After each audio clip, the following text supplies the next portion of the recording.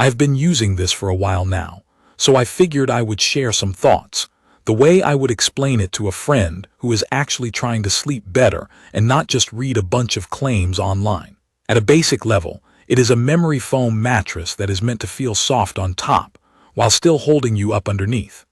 I think it makes the most sense for someone who likes that slow, contouring feel, and who also tends to sleep warm or wake up from heat during the night. If you are someone who wants a bouncy mattress that you can easily move around on, this style might not be your thing, and I will talk about that from my own experience in a minute. The reason I was interested in this one is pretty simple. I wanted a softer feel than the mattress I was on before, but I did not want that soft feel to turn into back pain or that stuck feeling where you cannot comfortably change positions. I also run hot at night, and I was tired of waking up and flipping the pillow over and over just to find a cooler spot. In the store, I could tell pretty quickly that the surface felt cooler than a lot of other foam beds I tried. What mattered more was whether that would still be true at home with normal sheets, normal blankets, and a normal bedroom that is not perfectly climate controlled. After sleeping on it for a while, I can say the cooling is real in the practical sense.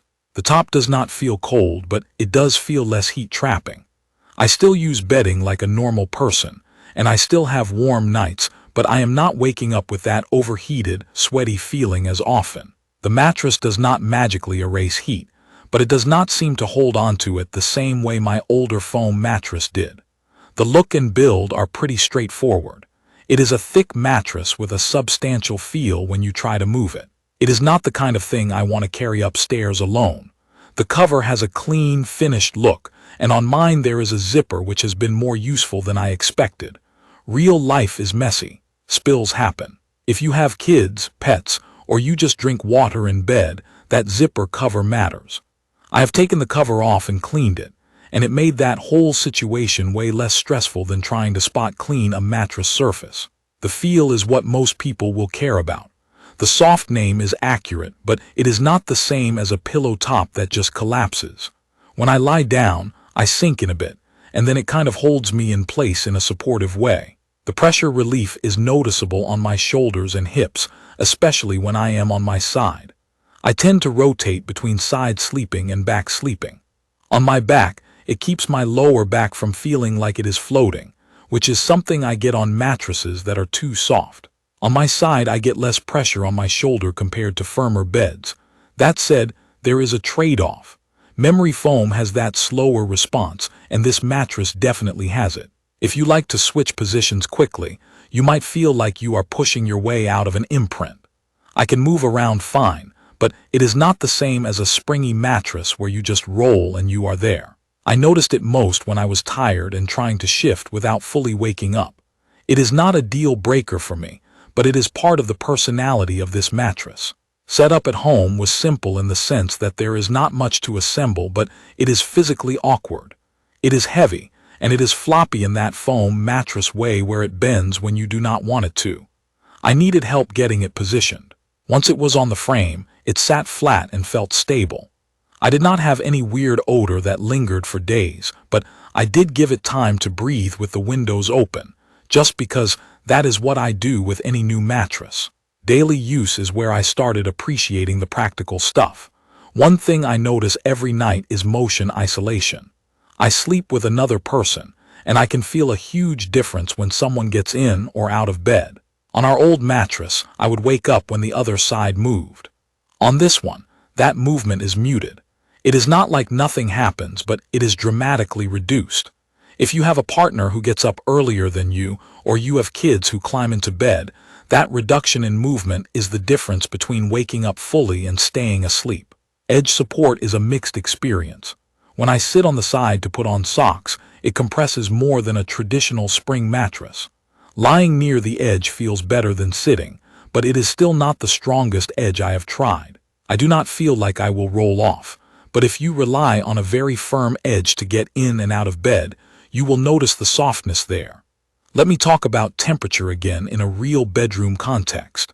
I tested it during a stretch where the room ran warmer than I like, and I used normal cotton sheets.